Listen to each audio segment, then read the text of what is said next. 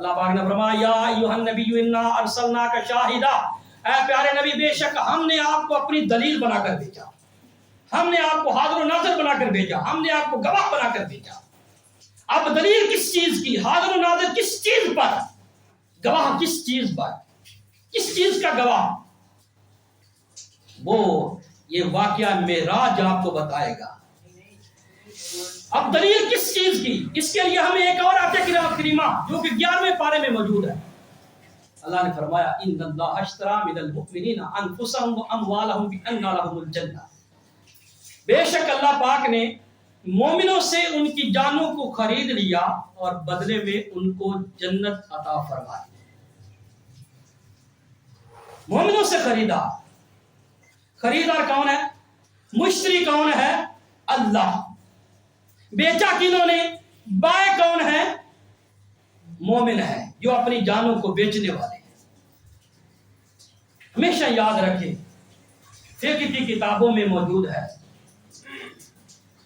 کہ جب تک بائے اور مشتری یا ان میں سے کسی ایک کا وکیل، بات یہاں تک ختم، بائے خود موجود ہو، مشتری خود موجود ہو، یا بائے کا وکیل موجود ہو یا مشتری کا وکیل موجود ہو، وکیل بھی صرف ایک حد تک محدود ہے، آگے وکیل کا وکیل نہیں ہو سکتا۔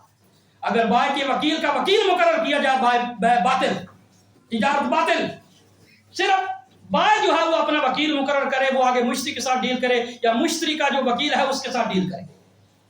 آگے اگر آپ ایسا کہتے ہیں کہ جو بائے کا وکیل ہے وہ آگے اپنا ایک وکیل بنا دے اور وہ تجارت کرے، اس طرح بائے جو ہے وہ باطل ہو جاتی ہے۔ اب اللہ پاک نے مومنوں سے ان کی جانوں کو خریدا ہے، لیکن جو بائے ہے اس کو کسی نے دیکھا نہیں ہے۔ ڈیل ہو رہی ہے، تجارت ہو رہی ہے، بائے ہو رہی ہے، ہاں جی بزنس ہو رہا ہے ان کا جانوں کو، لیکن جو جان پیش کرنے والے ہیں وہ جان خریدنے والے کو دیکھا نہیں ہے۔ تو اللہ پاک نے کیا کیا؟ درمیان میں اپنا ایک وکیل مقرر کیا جو نام محمد مصطفیٰ ہے۔ اے محبوب، یہ مجھے دیکھ نہیں سکتے، انبیاء بھی مجھے نہیں دیکھ سکتے، تو یہ کیسے دیکھ سکیں گے؟ آپ وہ ہستی ہیں جو مجھے دیکھیں گے، آپ میرے وکیل ہیں۔ جب وہ لوگ آپ سے پوچھیں کہ ہم اپنی جانیں پیش کر رہے ہیں، خدا کی بارگاہ میں پیش کر رہے ہیں، اور وہ خدا کہاں ہے جو ہم سے جانیں خریدنے والا ہے؟ وہ بائے مشتری کہاں ہے جو ہم سے یہ خریدنے والا ہے؟ اے محبوب صلی اللہ تعالیٰ علیہ وسلم، تم درمیان میں دلیل بن جانا کہ میں نے خدا کو دیکھا ہوا ہے، میں نے خدا کو دیکھا ہوا ہے۔ تو عزیزان گرامی، اب وہ مومن، اب وہ کون تھے؟ وہ تو صحابہ کرام تھے جو اپنی جانیں پیش کرنے والے تھے۔ انہوں نے جب دیکھا، صورت کو دیکھا، سیرت کو دیکھا، انہوں نے کہا کہ یہ نبی جھوٹا ہو ہی نہیں سکتا۔ تو اللہ پاک نے اپنے محبوب کو اپنا دیدار عطا فرمایا۔ جب محبوب نے کہا مولا تو نے مجھے دلیل بنایا، تو نے مجھے گواہ بنایا ہے، اب 1,24,000 پیغمبروں نے بھی نہیں دیکھا میں نے بھی نہیں ہے، اگر یہ بھی مجھ سے سوال ہو جائے تو میں کہوں گا یقین تو مجھے ہے اللہ پر، لیکن میں نے دیکھا نہیں ہے، بات تو پھر بھی ادھوری رہ جائے گی۔ اللہ پاک نے فرمایا پیارے محبوب آؤ معراج کی رات میرے سامنے بیٹھو، آمنے سامنے بیٹھ کے میرا دیدار کر۔ تو یہ معراج کی حکمتوں میں سے ایک حکمت یہ بھی ہے کہ اللہ پاک نے اپنے محبوب کو اپنا گواہ بنانا تھا، اپنے لیے دلیل بنانا تھا، اپنی ہی جو ایک دعویٰ تھا اس پر تکمیل کرنی تھی، اور ایک عمارت جو ایک ناقص کھڑی ہوئی تھی اس کو ہمیشہ کے لیے پورا کرنا تھا، اور اس پر اٹھنے والے سوالات کو ہمیشہ کے لیے بند کرنا تھا۔ تو محبوب علیہ السلام نے جو ہے وہ اپنے محبوب کو دیکھا، اپنے خدا کو دیکھا، اور فرمایا رأیت ربی فی احسن صورہ، میں نے اپنے رب کو خوبصورت شکل میں دیکھا ہے۔ تو اب ہم امتی جو ہیں ہم سوال نہیں کر سکتے کہ وہ اللہ کیسا ہے، کس شکل کا ہے، کس انداز کا، کہاں تک محدود ہے۔ اب اللہ کے محبوب نے فرما دیا، ہم نے اس پر یقین کر لیا۔ میرے عزیزان گرامی، دوسرا تحفہ جو عطا فرمایا، دوسرا تحفہ ایک تو یہ کہ اپنے محبوب علیہ السلام کو اپنا دیدار عطا فرمایا، دوسرا یہ کہ آمنے سامنے بٹھا کر کلام فرمایا، آمنے سامنے بٹھا کر کلام فرمایا۔ اب کلام پر بات آتی ہے، حضرت موسیٰ علیہ السلام انہوں نے مطالبہ کیوں کیا؟ अल्लाह के 1,24,000 पैगंबर मुश्ताक जरूर थे, लेकिन अल्लाह ने उनसे कलाम कैसे किया जी? उनसे कलाम किया जिब्रील के जरिए। पहली बार ऐसा हुआ कि मूसा अलैहिस्सलाम से अल्लाह पाक ने डायरेक्ट कलाम किया, लेकिन अपनी शक्ल जो है, अपनी सूरत मुबारक है वो नहीं दिखाई। तो मूसा अलैहिस्सलाम ने मुतालबा क्यों किया? इस चीज का जवाब यह कि उनके मुतालबे करने की वजह यह थी कि पहली बार मूसा अलैहिस्सलाम जब अल्लाह का कलाम सुना, कलाम के अंदर इतनी चाशनी, इतनी लज्जत और इतना लुत्फ मौजूद था कि हज़रत मूसा अलैहिस्सलाम ने अल्लाह से सवाल किया, ऐ मौला तेरी आवाज इतनी खूबसूरत है तो खुद कितना बड़ा खूबसूरत होगा, इसलिए मैं तुझे देखना चाहता हूँ। रब्बी अरिनी अंजुर इलैक, अपना आप तुझे दिखा, मैं तुझे देखना चाहता हूँ। अल्लाह पाक ने फरमाया लन तरानी, ऐ प्यारे मूसा तू मुझे हरगिज नहीं देख सकता। यह है हाजिर का सीगा, तू हरगिज मुझे नहीं देख सकता। ये नहीं फरमाया लन उरा कि हरगिज मुझे देखा नहीं जा सकता, यानी कि मुझे देखा जा सकता है, लेकिन वो देखने वाली निगाह कोई और है, कोई और है जिसने मुझे देखना, तू मुझे नहीं देख सकता। हज़रत मूसा अलैहिस्सलाम ने फरमाया नहीं, ऐ अल्लाह कोई ऐसा तरीका निकाल, कोई ऐसा हीला कर कि मैं भी तुझे देख लूं, तुझे देखे बगैर मेरा गुजारा नहीं। अल्लाह पाक ने फरमाया वलाकिन इंजुर इलल जबल, ऐ प्यारे मूसा इस पहाड़ की तरफ देखो, कोई दूर की तरफ देखो, इस पर मैं अपनी एक छोटी सी तजल्ली डालता। वो तजल्ली जब पड़ेगी, जो भी आपके सामने मंजर आएगा, वो मंजर अगर आपने देख लिया तो फिर आप मुझे देख सकते हैं। पहली शक्ल मकान हो सब पता है, अगर पहाड़ अपनी जगह पे ठहरा रहा तो फिर आप मुझे देख सकते हैं, अगर ना ठहरा रहा कुछ और मंजर आपके सामने आ गया फिर आप मुझे नहीं। मूसा अलैहिस्सलाम जो है ना इस डील पे राजी हो। तो मेरे अज़ीज़ान ने मोहतरम, अब वो नहीं है कि एक तजल्ली कितनी थी, एक तजल्ली उलमाए किराम ने लिखा है तो सुई का नक्का देखा, सुई का नक्का, फिर उतनी भी नहीं, उसका भी करोड़वा हिस्सा किया जाए, अल्लाह तआला पाक ने इतनी तजल्ली को दूर पे डाली। अब उसका करोड़वा हिस्सा कितना हो सकता? अब हम जैसे तो उसमें धागा भी बड़ी मुश्किल से डाल दें, अल्लाह पाक ने उसके भी करोड़वे हिस्से की जो है ना वो तजल्ली उस पे डाली। अब कुरान में क्या आता है, फलम्मा तजल्ला रब्बुहु लिल जबल, बस जब अल्लाह पाक ने अपनी तजल्ली, उसके रब ने तजल्ली पहाड़ पे डाली, जालहु दक्का, उसने उसको रेजा रेजा कर दिया, उसका सुरमा बना दिया। वखर्रा मूसा साइका, मूसा अलैहिस्सलाम बेहोश होकर गिर, एक तजल्ली की ताब ना ला सके हजरत मूसा अलैहिस्सलाम। फलम्मा अफाक काला सुबहानक, जब इफाका हुआ ना तो अल्लाह की बारगाह में अर्ज की, मौला तेरी जात पाक है, तू सही फरमाता था, मैं तुझे देख नहीं सकता। जो कुछ मैंने किया, जो मुतालबा मैंने आपसे किया, उससे मैं रुजू करता हूँ और मैं ही मुसलमान, पहला मुसलमान। मेरे अजीज़ान गिरामी, अब ये देखें, ये एक ऐसा मामला था, एक ऐसा वाक़या था कि मूसा अलैहिस्सलाम ने बार बार मुतालबा किया। रिवायत में आता है कि मूसा अलैहिस्सलाम ने 9 मरतबा मुतालबा किया। कितनी मरतबा? 9 मरतबा ये मुतालबा किया, फिर भी जो उसका जवाब दिया गया, मूसा अलैहिस्सलाम वो एक तजल्ली की ताब ना ला सके। अब आला हज़रत रहमतुल्लाह तआला अलैह फरमाते हैं, तबारकल्लाह शान तेरी, तुझी को ज़ेबा है बेनियाज़ी। कहीं था वजोशे लन तरानी और कहीं तकादे विसाल के थे। किसी को तू यह फरमा रहा है कि तू हर किसी मुझे नहीं देख सकता, और किसी ने अभी मुतालबा भी नहीं किया, उसको खुद ही अपने पास बुला रहा।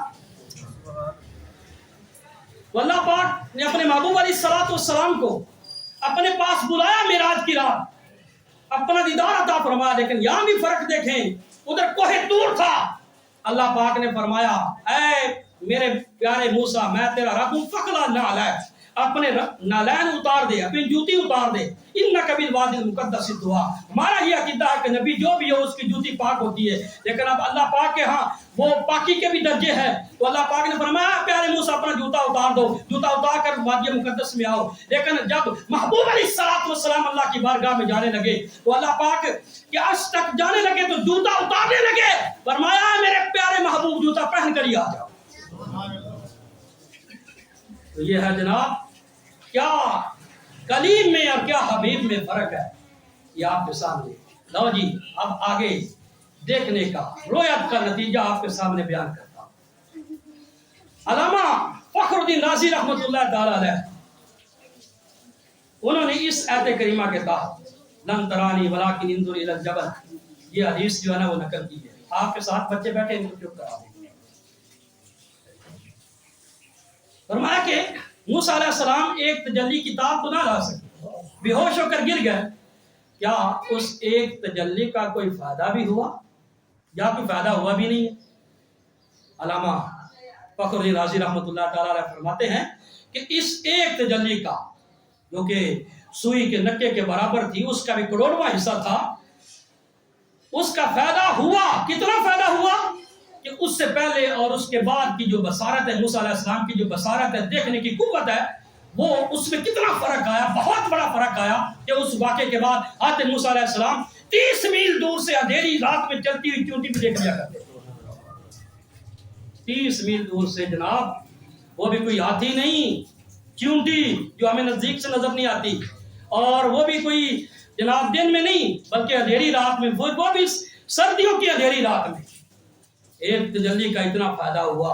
تو بتاؤ کہ جس نے ایک تجلی دیکھی تاب نہ لا سکا، اس کی اتنی نگاہ اتنی بڑھ گئی، تو جس نے اللہ کا پورا وجود دیکھا ہے، اللہ کو آپ نے سامنے دیکھا ہے، وہ مدینے کا تاجدار مدینے میں بیٹھ کر اپنی امتیوں کو کیوں نہیں دیکھ سکتا؟ سوچنے کی باتیں ہوتی ہیں۔ یہ تو اللہ پاک فرماتا ہے ان فی ذلک لآیات لقوم یتفکرون، اس میں نشانیاں اس کے لیے جو قوم غور و فکر کرتی ہے، سوچو بچار کرتی ہے۔ سوچو بچار کرو گے تو پھر پتہ چلے گا۔ میرے عزیزان محترم، اللہ پاک نے معراج جن حکمتوں کی بنیاد پر کروایا، ان حکمتوں میں ایک حکمت یہ بھی ہے، اللہ پاک نے جتنے انبیاء کرام کو جو جو معجزات عطا فرمائے، وہ سارے ملا کے اللہ پاک نے اپنے محبوب علیہ السلام کو عطا فرمائے۔